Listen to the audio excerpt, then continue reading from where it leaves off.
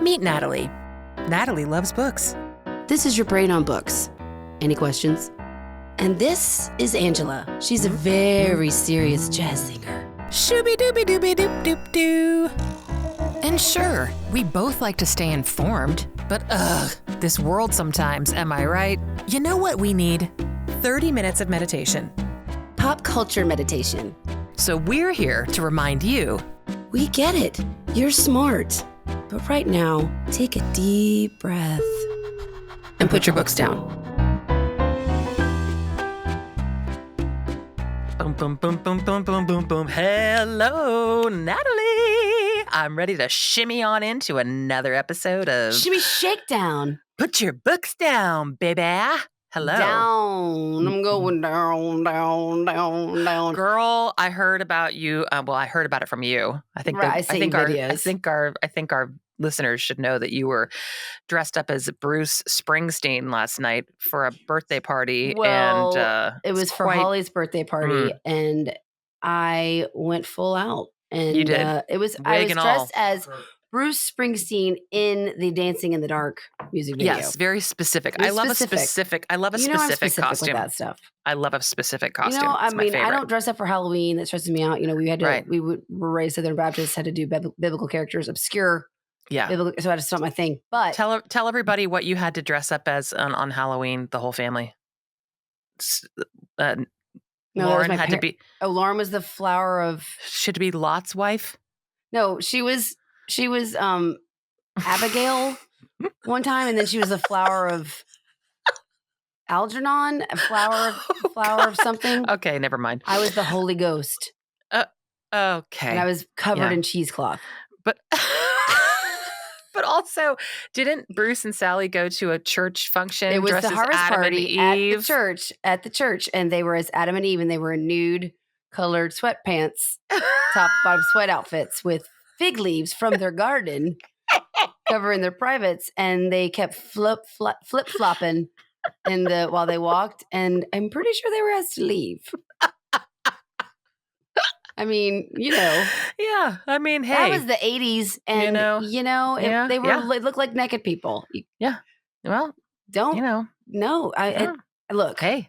Whatever. Heroes. Okay? Listen, Goals. Today, speaking of heroes, we are going to talk about a Netflix documentary that is out right now. People, it is really something to behold. If you have not watched it, I recommend you go watch it before you listen to this podcast because there are spoilers galore. Yeah. I realized when I watched this that actually I had watched the Dateline about it already. There've been so many crime shows about this. Like, it's not new information. And what is it more recent? What's it called again? It's called Jailbreak, Love on the Run. Yeah, Jailbreak, Love on the Run. And it is about this... Love on the Run, indeed. Oh my goodness! This prison worker woman who ends up having an affair with Vicky White with this prisoner who's 7 feet tall. All right. And I'm gonna do the actual. Yeah, do the actual. Not the Angela. Not this the Angela gal who met this guy. Not this thing. Not at this the place. Angela recap. Exactly. He was all like flirty, and she's all like cool, and I'm like, no, that's not work. We're gonna. It's gonna. Yeah, my favorite part's gonna come up. Yeah. Oh, I do. Mm-hmm. Well, I have a. Anyway. Mm-hmm. Yeah. So this documentary, and it's about, and first of all, I'm at the point right now where I hear myself say so much that I just want to punch myself in the face. Girl, I've been trying so hard not to say like. Like every time I do it, I just want to oh my God. God. So you just did it again. Just did it again. When Vicky White, a highly respected corrections officer, aids the escape of a violent felon, Casey White, no relation, thank God. Nearly 20 years her junior. Okay, she's 56. Yeah. It reveals an unexpected love story amidst the ensuing high-profile manhunt and media frenzy. And this happened April 29th. By the way, let me tell you something. I watch a lot of true crime. All these things, Waco, all these bad things happen around my birthday. Just telling you that right now. Okay, yeah. It's always circling April 21st. Every time now I'm just like, duh. There is. You know what? It's so bizarre. I mean, not to make it about me, but let me just make it about me for a second. Yeah, please. In 1996, when I was engaged and I was going to get married, we were trying to pick a date and we were going to pick April 21st. or April. Yeah. No, Is that the day April of 20th is Hitler's April birthday. 20th? April 20th. What was the day of the Koresh thing? April 20th or The 19th? Okay. We were going to pick April 19th. Yeah. And my dad goes, don't pick that date. Just don't. Don't do it. Don't so do it. we picked a week later. Anyway, but then and I didn't get married Hitler's anyway. Birthday, and then there's my birthday, and then Prince died on my birthday too. I didn't get married anyway, so it doesn't matter. Well, anyway, he did, but at the right time. So yep. It happened April 29th, 2022 in Lauderdale County Jail in Florence, Alabama. So we're back in the South. And Vicky White is the head boss at this jail, and she's worked her butt off for 17 years at this place and never has done anything for herself, really. She didn't have any children. She'd had a marriage that was fine and, ended amicably because her husband was addicted to drugs. She has no tolerance for drug use of that kind of sort. And then she had been engaged after that, and he died in a car accident. So she was just done. She was a free agent. Girlfriend was a free agent. Okay? She was. So let's get into the actual documentary. So we can talk about this case. Yes. Till the cows come home. But I want to talk about this actual documentary because there are some players in here that deserve attention. Yes. Now, Joyce Brawley, she's someone you're going to meet in this documentary, and she's the one that you're going to be like, weird tooth. But she's the one that talks about, like, she's the one that tries to defend Southerners. She's like, just because, we talk slow and do all that. And as a born Southerner, I am. I guess we talk slow, but that doesn't mean you're without being a redneck. They say rednecks in this, so like that's you fine. Don't talk slow, but yes, I talk so fast to where my dad says, "I can't understand what you're saying. Calm down." And the calm down doesn't go well. So it's a lose-lose. Correct. Anywho, so there's Joyce Brawley, her friend. These are her friends in the prison that worked at the prison also. So my favorite of her friends, well, there's Chantel, and then there's this gal. Her name's Kylie. She was the nurse.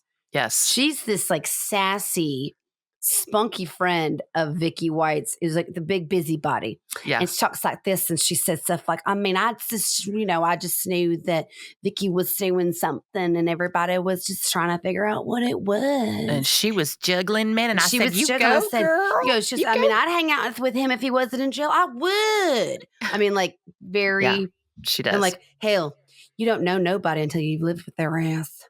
Mm-hmm. So, anyway, this was Kylie. She's my favorite. Entertaining. So very funny. Entertaining talking heads Chantel on this is documentary. her most adorable, beautiful friend.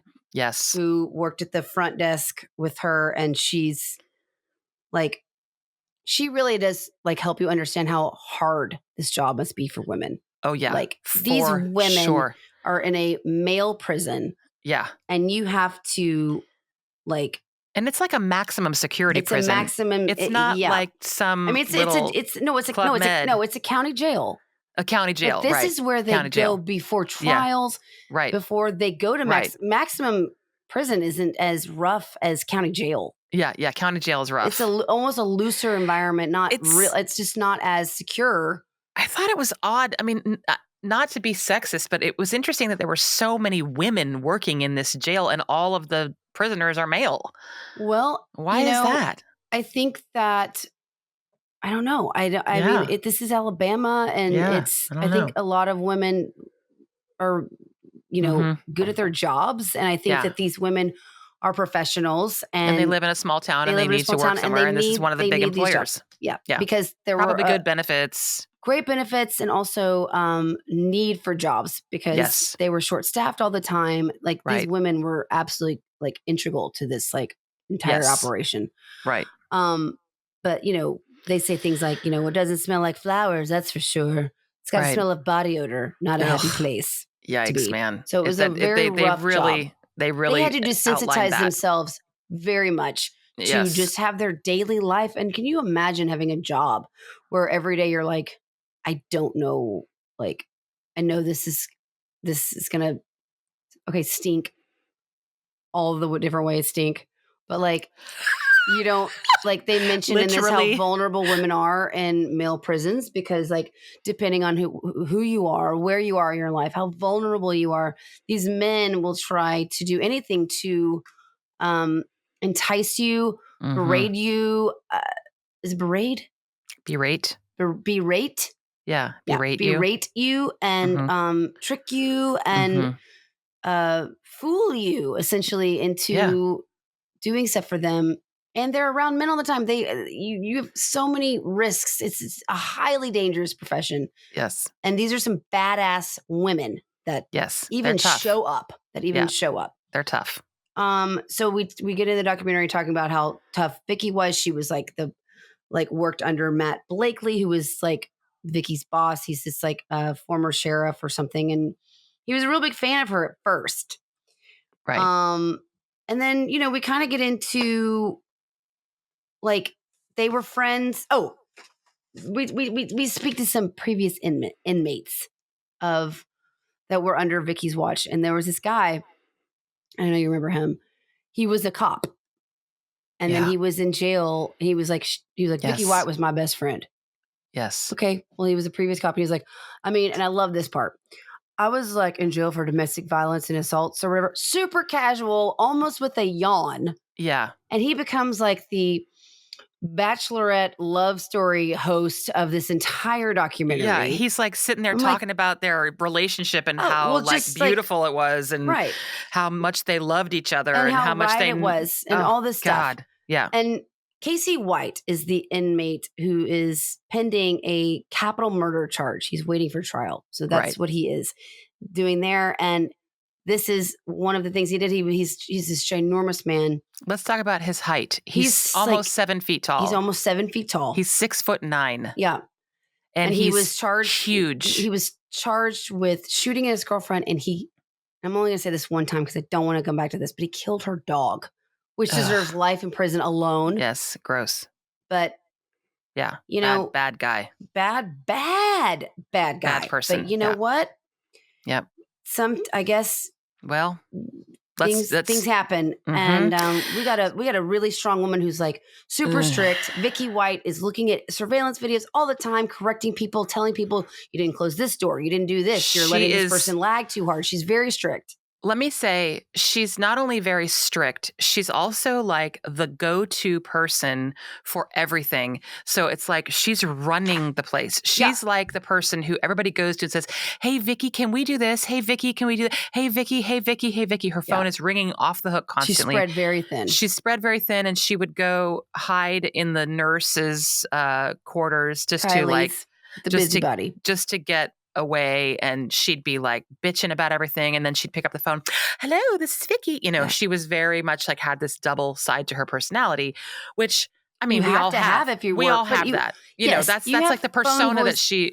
But if you work at a prison, you have to be one person, and then if you want to have a real life, which she barely had. Yeah.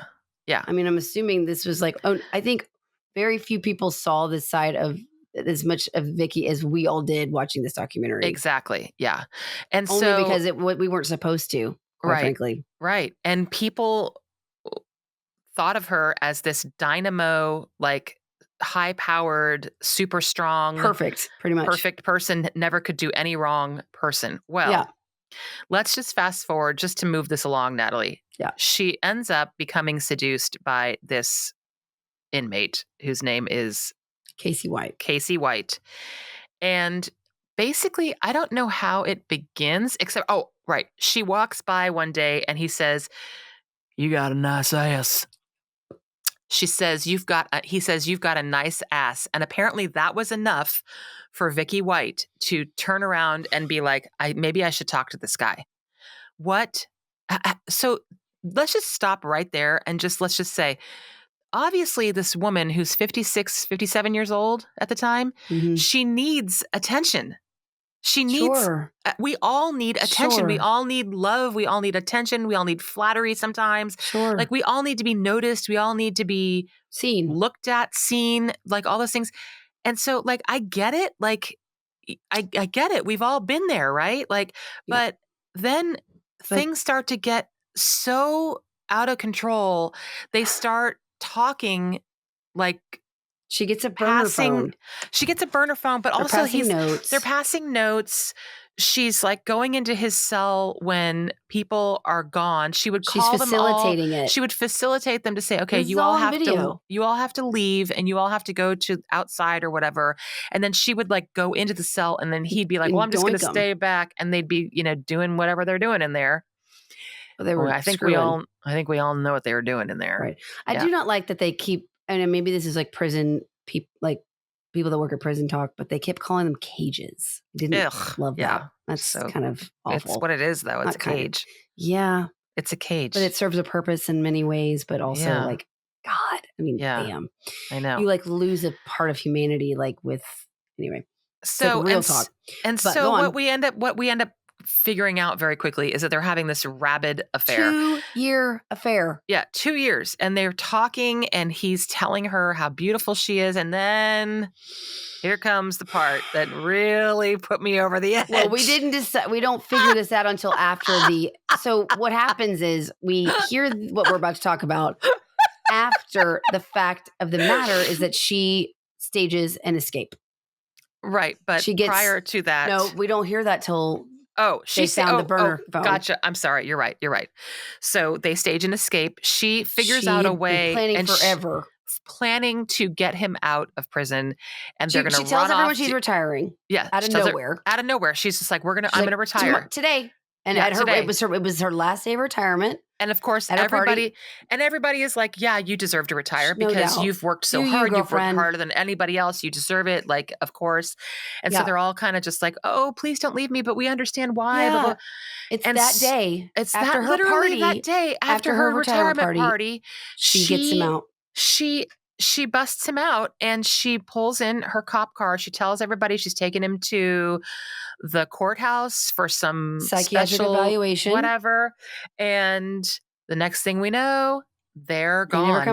They never come back. They park the sheriff car at a parking lot and they're on the loose. She sold her house. She sold all of her belongings. She left her purse. She has no identification. They're on the run. Yeah.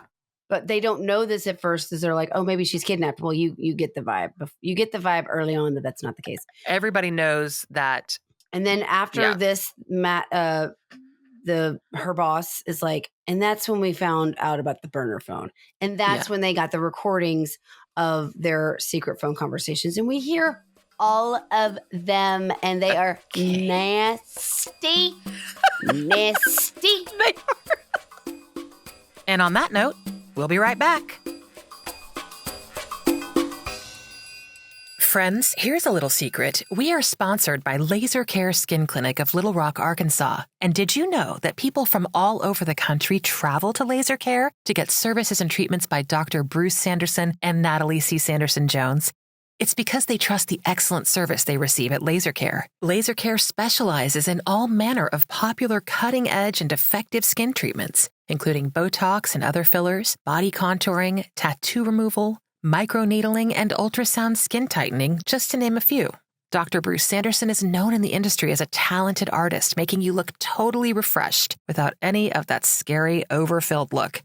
And if you're a listener of Put Your Books Down, you know that Natalie C. Sanderson Jones is the licensed esthetician who always provides excellent care in a clean, safe, and private experience. Lynn Haley is the dynamo at Laser Care who makes it all work, so give her a call at 501-664-5119 and book a free consultation today. Call Laser Care Skin Clinic at 501-664-5119 and book a free consultation. Because wasn't it Mae West who said, "You're never too old to become younger"? Laser Care Skin Clinic. And back to the show. Nasty. I mean, there's banana talk. Okay, I don't want to talk. I'm not even going to go there. Listening to the phone sex that's going on. And I'm like, oh, I'm like, this is, I don't know how to feel. I'm confused. I'm having a hard time with this because it's clearly they're both really into this, but it's like, ugh, it's so disgusting. It's disgusting. So gross. But yeah, it's confronting. I'll say that it's confronting. And then and he's clearly seducing her. Yeah. He is seducing her, flattering her, manipulating her, and she is just openly going along for the ride. Because I She think she wants to knows. be. She's fine with it. I think she's fine with Let me it. tell you something about this woman. I'm like, Vicky did Vicky. Okay. I think she you're thought, right. I think maybe there was like, yeah, she took it too far. And like, I think maybe, but I think that she was like, fuck it. Into it. My turn. And I I'm think tired. So too. And I don't care if he's using me to get out of jail. I don't care. I think so too. I've had this life and I'm doing this adventure. I'm doing this for myself. I've had it. Well, and she's had someone that made her feel sexy. So that she starts going to these like sex toy parties with her coworkers. Oh my gosh. Pleasure and parties, they're called. What? Mm-hmm. What are they called? Yeah. Pleasure parties. Oh. Okay. And so she's she goes getting to a pleasure all this party. like she's getting all this like lingerie and leather. And they were like, oh, and then Vicky went to the leather section, like one of her friends, and they were like, whoa, didn't see that coming, because they don't know her, because nobody really knows her. They don't know her. And so she's actually leaning into who she is. Well, and or who she wants to be, or what she wants to do. It reminds me so much of like in the movie Heat, how the criminal and the cop are just like two sides of the same coin. Mm-hmm. You know, it's kind of like that with this. She's supposedly the law and he's supposedly the prisoner, but like when you really break it down, they're kind of very similar in a lot of ways. Like Absolutely. It's a power play for both of them, and he's using her for something, she's using him for something. Yeah. And then they're both willing to let it explode. They both kind of get off on the inappropriateness of it, and it just completely they talked about a penis pump. Okay. Oh my God, that's right. Kill me. He did. Oh God, he did. No, say and then she's like, "Well, you don't need a penis pump, baby." Like that's when we discovered that they'd been doinking in jail. Yeah, it's. I mean, and here's what I'm saying. So she also talked about how she'd wanted to be a dancer. Right. Go girl. Oh my God. I did text you that. She wanted to be a stripper. Yeah. A dancer.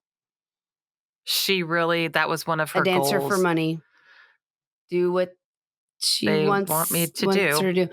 But I will tell you, she, as this ends, and we'll get to that. Mm-hmm.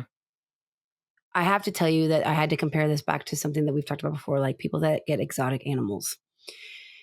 And it's not like people are animals, and that is different for me. But like, this is some woman who's like, he wouldn't hurt me, and it makes. And then I go from there. I go into people who date or marry people who've been committed of murder, and they're definitely like guilty.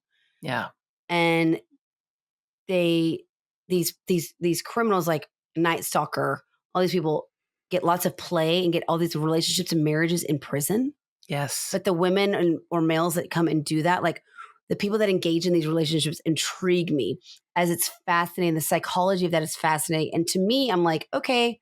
So in the moment of this documentary, I'm thinking about that. I'm like, God, like this is fascinating. Like, why is she's willing to release this capital murderer? I know. And I'm in this moment and I'm like, I don't understand these people like that get married and all this. And the next thing I know, whoa, hey, there's Dog the Bounty Hunter on some like interview in this documentary. And I was like, oh, well, that snaps me right back out of like my deep thought. Right. And then it goes into there was an 11-day manhunt for the two of them. Yes. And it did not end well. They've covered their tracks pretty well, except for the fact because she knows exactly what they're looking for. She knows exactly how to do it. Except for the fact that there was like a big orange car, which I don't know that you need to get an orange car. Literally, the thing out of my mouth, I was like, "Why orange? Ever? Maybe get a silver car, just maybe a silver Corolla, orange. You know, ever orange. Yeah, it's bizarre. Never. But then that car gets ditched because they realize that they're they're being hunted. They get a different car. They keep changing cars. They keep changing cars along the way, non-violently. Like no one's getting hurt along the way, right? And then they get spotted at a hotel or motel, and a no-tell motel, and it's they go on a high speed chase, and God, they start playing. Oh, by the way, the memes that they made for them, with the song "Just the Two of Us" in the background, that did tickle me.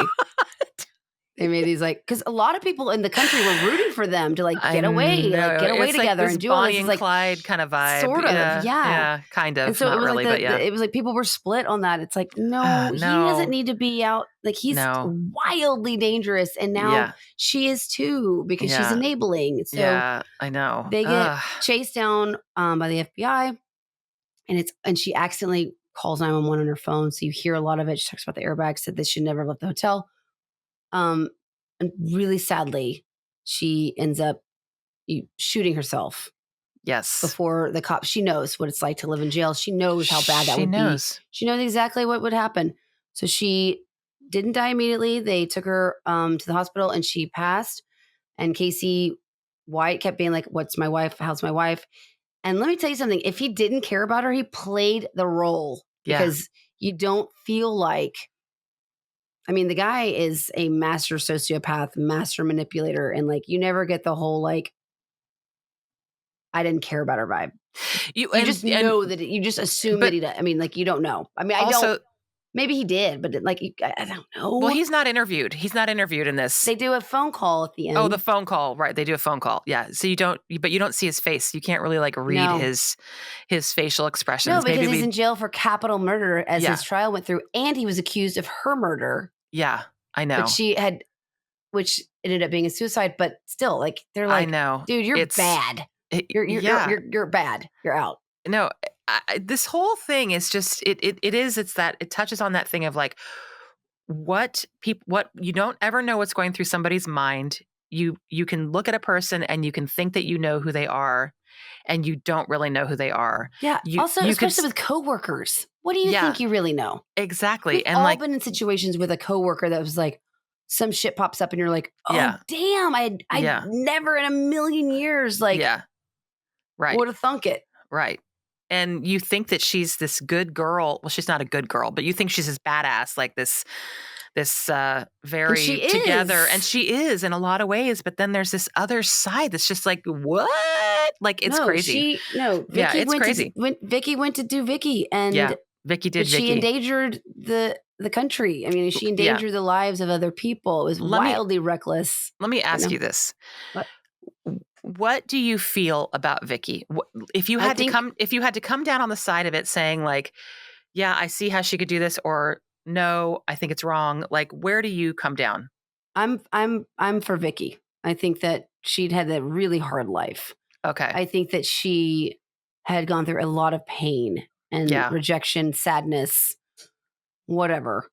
And I think for this woman, having dedicated her life to men, essentially law enforcement, I think that I'm like, go girl, you go girl. Okay. Oh yeah, I am. I am. However, there's obviously there's a caveat to that, as that she has endangered the lives of people, and what she did was incredibly dangerous and awful, and it cost her life. Right. But this is a woman that was seeking, was so lonely, she felt a void. And unfortunately, this person filled that void.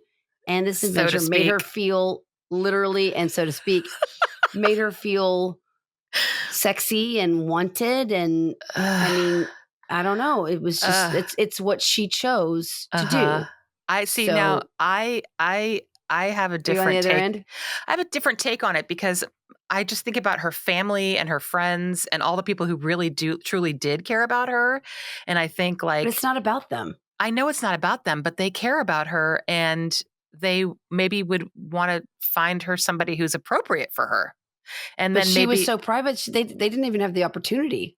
Well, that's the thing. It's she wasn't like that. I know that's the thing that makes me sad, though, is that all of it's sad, Angela. I'm not sitting here being I'm not singing "Let's Hear It for the Boy" back over here, and I'm not being girls just want to have fun, but she didn't give anyone the opportunity to do that for her. I kind of start to get it a little, though, because she needed some attention. And people want attention, and they'll get it in the most dysfunctional and terrible of situations. Yes. Even in attention is attention is attention. Reckless. Yeah. It's either bad attention, or there are people that love bad attention or good attention. Attention is attention for some people. Exactly. And they'll take it and they'll thrive with that. And I feel like that's kind of what it was. So I think she just was simple in a way that she wasn't exposed to a lot of healthy relationships. things. Yeah. Right. And her viewpoint every single day of her life is being around prisoners. It had to become normalized. Even get away with it? Had to have been normalized. It had to have been. And they can't all be bad, right? Like exactly. It can't all be bad. They can't be bad all the time, right? Like there was and she can handle it because she's the boss. Like she can control the situation, right? It was all about her controlling it all until she couldn't. I think she was such a hermit that her friends would have loved the opportunity to like set her up with people, but she wouldn't intervene or that wasn't allowed. That wasn't like she didn't provide that opportunity for anyone, including her mother. She seemed like she was kind of a Stonewall, that it was like, nope, I'm going to do what I do. She was so hardened. There was nothing. The only person that softened her up, unfortunately, was a murderer. A murderer who was 6'9" and had the same last name. So, so weird. Anyway, so what a crazy. So I recommend this documentary, though. Oh my God, it was so great. Fascinating. It's People should definitely watch it. It's on Netflix. You can watch it. Natalie, I think because we're running a little. We need to keep this moving. I'm ready for Chicks Up. It's time for a little chicka chicka. Bow. Yeah. Yes. Did you have anything that you wanted to talk about? Chicks Up wise? No, I don't. Well, do you have somebody that you have in mind? Yeah. Well, I have two things. So, okay. Who are your favorite like cop tough female roles in movies that you remember? In TV shows and movies and whatnot? Yeah. Or well, I have to tell you, I do watch a lot of Madam Secretary. What? Madam Secretary. Oh. And so she's not a cop, but she was a CIA agent. She was a spy. So Téa Leoni in yes, that's who that is. Yes. Madam Secretary.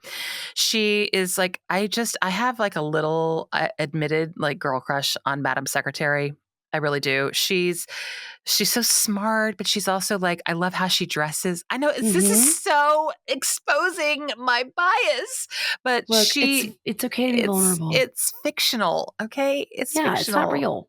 But I love her. I also love Mariska Hargitay on SVU. Okay? Yeah, that's a good one. I'm not mad at it. No, I love Olivia Benson. I do too. I love me some Olivia Benson. But my favorite is Linda Hamilton in Terminator 2. Oh yeah. Yeah. I know. I'm sure I can see why, because she's a badass. Yeah. Give me those arms. Give me those arms. Please give me those arms. I know. I mean, but also and just those back muscles. Just that steely determination. Just everything about her. She's and that ponytail. Give me that ponytail. I know. I love that you're like basing all this on her arms and her back and her ponytail. Well, I'm shallow and that's fine. But also she's obviously I don't have to say that she's a bad bitch because like she is obviously Linda Hamilton in Terminator 2. Obviously, so I thought that was like an unspoken like done deal. Obviously, yes, clearly. So, well, there you go. Yeah, there it is. I'm with you. I'm totally with you. Every time I meet, I still really love that cop that was in that that movie that we reviewed, the documentary about the guy who I can't even talk. Come again? You know the one with the thing and the stuff. With the place and where they were. She finally like exposed the guy who kidnapped the lady, and it was supposed to be fake. And then she was a cop, and then anyway, I still love her. She was in Northern California. The perfect wife? The perfect wife lady. Yeah, Pepita or whatever. Yes, right. Yeah. Her. I can't remember what her name is. I can't remember what her name is. She's a garbage person. No. You're thinking of the wrong person. No, the lady. Oh, the chick. Yes, the woman. The woman cop that like finally cracked I'm coming the whole down case. South Carolina. I'm coming down to California to like help. She love was her too. She was in California. She was just in a different cop. Yes. A different precinct, and she connected all the dots. Yes. She's the one who connected all the dots. Connie Chung for me. I love Connie Chung. Oh. Huh. You know that she was married to Maury Povich. Yeah, I follow them on Instagram. Well, I had no idea they had an Instagram. Connie just got on Instagram. So. Oh, well, I'm going to have to go over there and follow her. Hey, listen, great chatting with you, girl. Hey. Love doing this with you as always. Is there anything else you want to add to the day or to this to wrap this up in a nice little bow for all the people? Or It's a really entertaining. It's a light-ish documentary, true crime documentary. Light-ish. Light-ish. I mean, like they're never light, but like it's not like a not like a lot of the stuff that we've seen. But so I promise you, it's just like it's fascinating. Mm-hmm. And it is. It's interesting to hear like your opinion. Like, what is anyone else's position on what Vicky White did, and like was she in love, or like we can't speak for her, obviously, but like what would you do? Like, what is your opinion if you were this woman in like this position? Like, I don't know. Everybody has like a different thing. I mean, like, you know, Lyle Menendez has been married twice, and now they're like up, like they're getting their case revisited and all these things. Like we have to, like, that's a whole other thing. I can't. It is a whole other thing. It's a whole other thing. Well, but it's just interesting to know anyone else's take on what they think about Vicky White's choices and position. Some people will choose to believe that she was caught up and swept up by a guy who manipulated her, completely taken advantage of. I don't think she was taken advantage of. And other people will say that she was in control of this and she did the whole thing. Yeah. It's somewhere, for me, it's somewhere in between those two things. So there's a happy middle, some but gray I think areas, about all this. But she was no idiot. Nope, no idiot there. None whatsoever. So anyway, everybody, thank you for listening to Put Your Books Down today. And we love you so much. Thank you for please review us. If you really love the podcast, which I know so many of you do, the thing that would help us the very, very most is an Apple Podcasts review. Give us a 5-star rating and a review. Follow us on YouTube. Watch us wherever you can. Share our videos, share our reels. Just be out there. We'll be out there for you, and you just be out there for us. Okay. And to it's you, easy, so easy. Okay. And to you, Natalie, what I'd like to say is namaste away from 6'9" men who tell me I have a nice ass. What a nice ass. How tall is Frank? Oh. Isn't he tall? He's 6'3", so we're pretty tall. We're safe. Okay. Mm-hmm. Well, I was just going to say maybe change it because I know Frank is safe. What am I going to say to you? Okay. Yeah. What I want to say to you is, and I don't know why this song popped up. I'm just going to do this to something that popped in my head. Sure.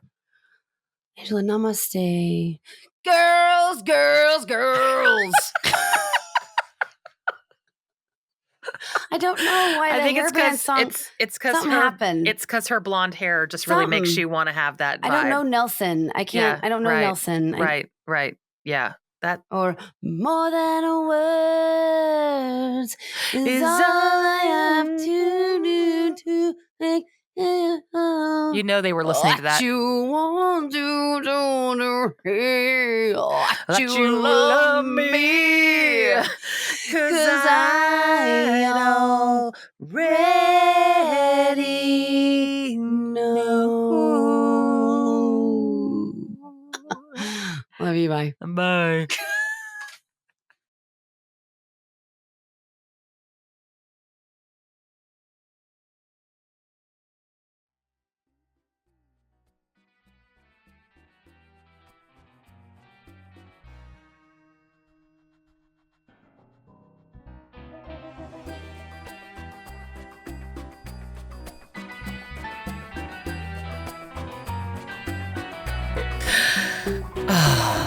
Now, isn't that better? Thanks for listening. Feel free to leave us a review and be sure to subscribe wherever you get your shows. Put Your Books Down is produced by ClantonCreative.com.